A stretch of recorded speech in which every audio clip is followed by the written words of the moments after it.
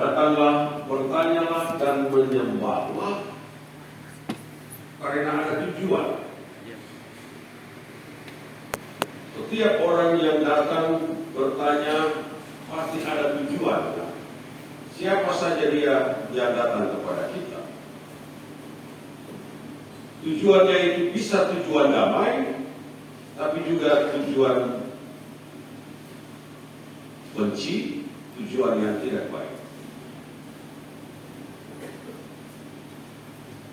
Bapak Ibu saudara-saudari yang dikasih oleh Tuhan, kalau kita perhatikan ketiga kitab Injil ini, Matius, Markus, dan Lukas, didapati bahwa Matius menulis lengkap tentang kelahiran Yesus. Yang diawal dengan silsilah Yesus inilah, silsilah Yesus anak Daud, dan seterusnya.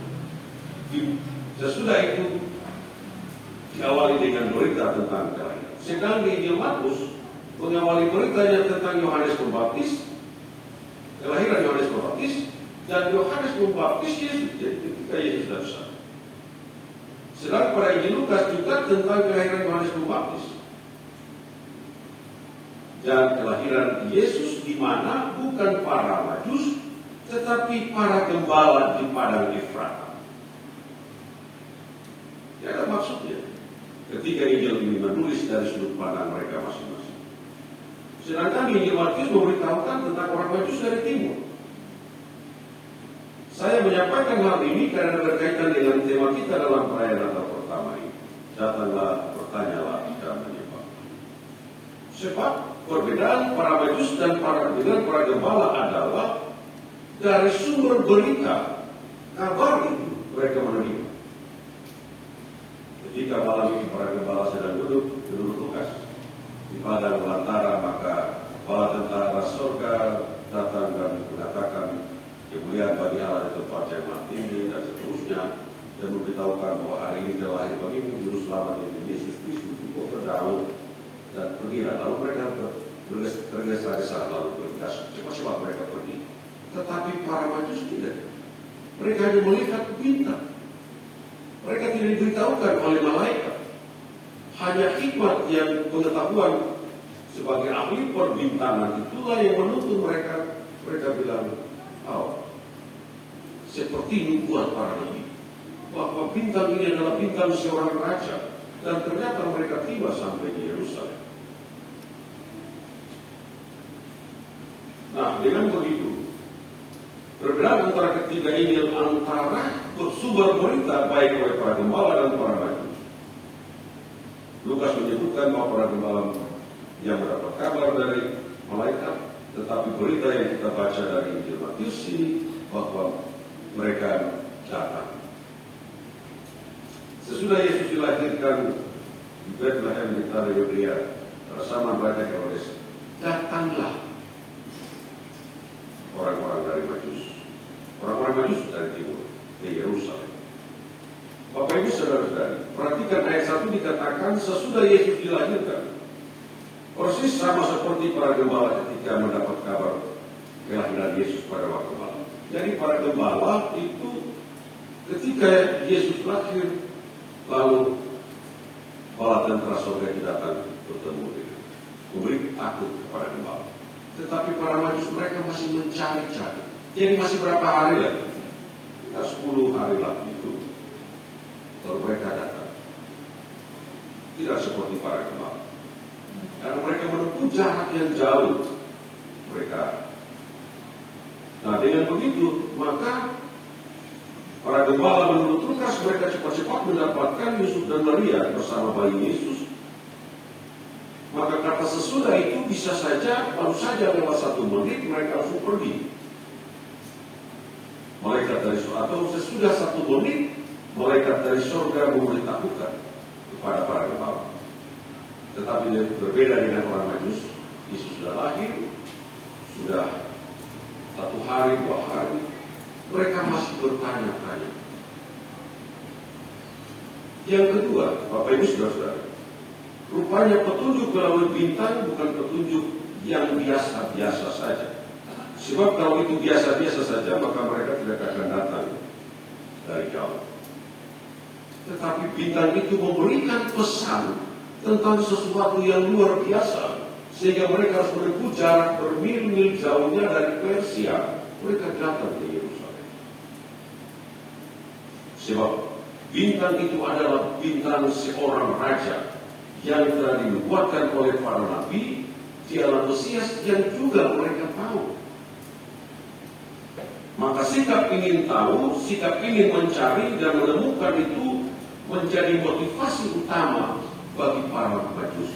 Maka mereka datang walaupun mereka tidak diberitahukan oleh malaikat, tapi mereka mendapat petunjuk dari bintang itu. Yang ketiga, tentu berbeda dengan para gembala yang mendapat pesan yang lengkap dari malaikat, maka mereka tidak lagi bertanya-tanya, tapi mereka langsung menuju kota Betlehem dan mereka bertemu. Tetapi para Majus dikatakan mereka bertanya-tanya, artinya bukan sekali bertemu dengan orang lalu saya tanya. Mereka bertanya-tanya, mereka tanya sini, pasti mereka tanya semua orang di kota Yerusalem. Tidak ada yang tahu, termasuk Herodes juga tidak tahu. Tapi mereka melihat bintang itu dan akhirnya mereka tiba bertemu dengan Yusuf, Maria dan bayi Yesus yang adalah raja itu. Kenapa? Karena mereka ingin menyembahnya. Hanya tujuan itu. Tidak ada tujuan yang lain. Mereka bertanya tetapi tidak ada orang yang tahu. Tapi mereka terus bertanya-tanya dan mereka mencari di manakah dia raja orang Yahudi yang baru lahir. Karena mereka ingin menyembahnya. Itulah tujuan. Tujuan para Majus datang bertemu dengan sang raja adalah untuk menyembahnya. Dan ketika mereka sudah bertemu, mereka membuka harta benda mereka. Kalau hari itu mereka sampai lalu mereka lihat, wah ini cuma Yusuf dengan Maria, Yesus mana? Mereka tidak akan buka perbenaran mereka. Mereka tidak akan buka kotak harta benda mereka. Tapi mereka begitu lihat bahwa benar, maka mereka membuka. Dia tidak mengatakan Injil, mengatakan maka mereka membuka harta benda mereka, Mazmur dan kemenyan dan persembahkan. Maka mereka mulai membuka harta benda mereka dan mempersembahkan kepada. Sesudah itu mereka pulang melalui jalan lain ke negeri Edwardas. Hanya itu, jangan jauh-jauh. Cuma mau datang sembah terus kasih persembahan terus bukan berjalan lain. Jadi setelah Yesus lahir, maka mereka datang bertanya-tanya dan menyembahnya dan memberikan persembahan harta benda mereka, Mazmur dan kemenyan. Kalau begitu, Bapak Ibu saudara-saudara yang dikasih oleh Tuhan, apa yang bisa kita dapat sebagai pesan Tuhan dalam perayaan Natal pertama ini untuk persekutuan hidup kita, persekutuan hidup keluarga, persekutuan hidup jemaat di masa depan, dari apa yang diperbuat oleh para Majus ini hendak memotivasi kita masing-masing dalam hidup.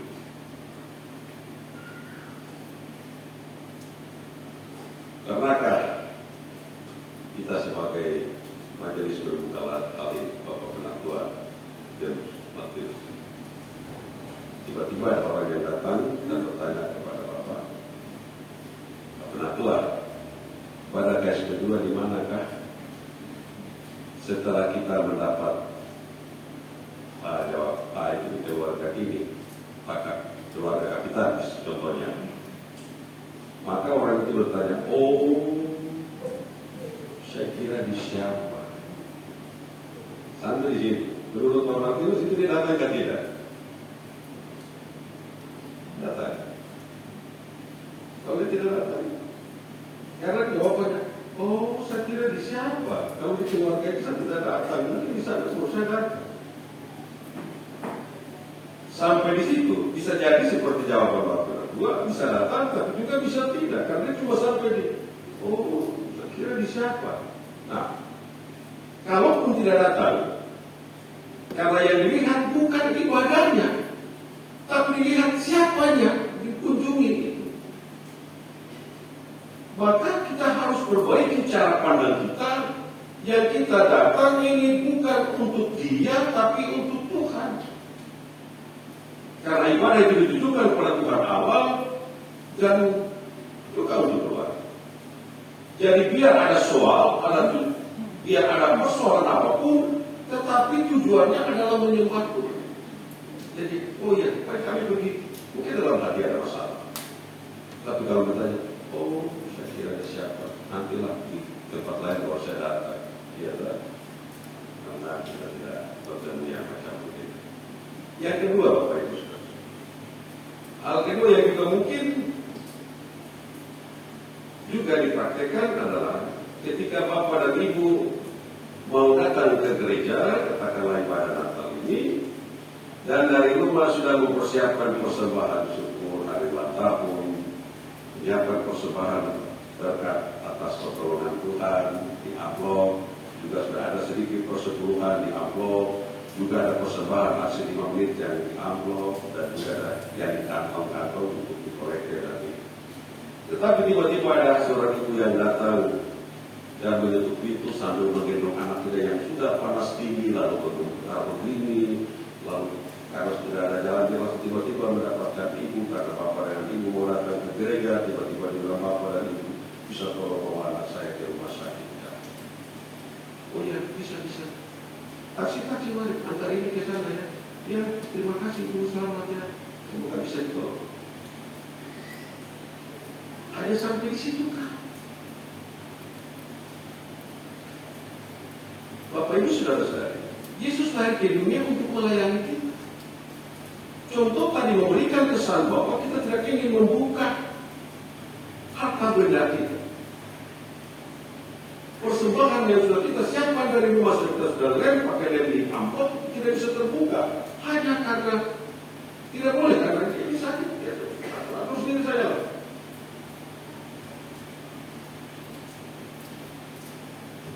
Untuk menolong ibu dan anaknya kita tidak bisa memberi lagi karena sebentar mau dicatat, lalu dibacakan, mau didoakan oleh pendeta, jadi tidak bisa.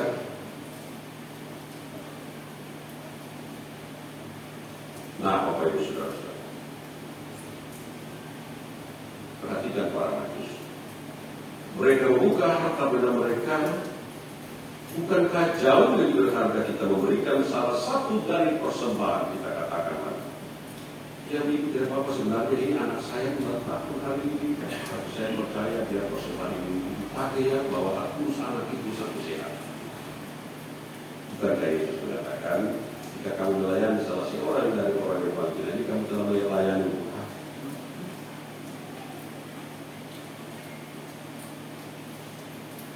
Atau bagaimana kita belajar tentang orang Samaria yang murah?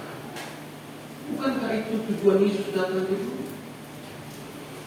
Nah, Bapak Ibu Saudara-saudari, berkaca pada kedua ilustrasi tadi memberikan makna hidup iman orang percaya di hari Natal ini. Datanglah, bertanyalah, dan menyembah. Saudara, Bapak Ibu, saudara-saudara mau memberikan harta benda kepada Tuhan, hanya hati saja yang bisa mengatakan. Ilustrasi tadi yang mengajarkan kita bahwa kedamaian itu menjadi hak mutlak setiap orang.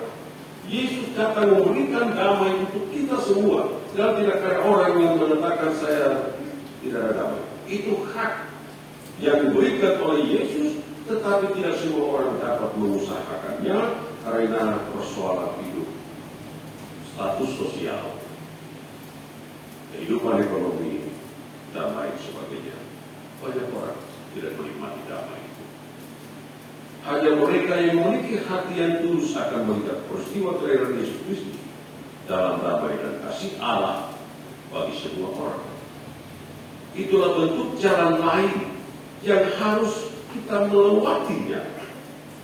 Kita kembali kepada peristiwa damai. Kita tidak bisa mengambil jalan ini terus, tahun lalu ambil jalan ini, tahun ini 2023 lagi jalan ini. Tidak bisa. Kita harus mengambil jalan lain. supaya orang lain juga bisa mendapatkan. Bayangkan kalau para majus kembali, Herodes masih datang ke Yesus. Tetapi mereka membawa jalan lain, maka mereka telah menyelamatkan jutaan orang termasuk Bapak Ibu Saudara-saudara. Mereka telah membiarkan dana itu bersumber dari Bethlehem untuk jutaan dan ribuan orang itu. Harus, tapi kalau mereka seperti orang lain berarti atau kembali, pasti juga Herodes pasti akan membunuh Yesus. Dan memang itu. Herodes membunuh anak-anak, dan mereka, Yusuf dan Maria membawa Yesus ke Mesir sampai Herodes meninggal. Dan itu. Jadi jalan lain adalah kita jangan melakukan apa yang pernah kita lalui, tapi kita membawa jalan lain yaitu jalan damai saja.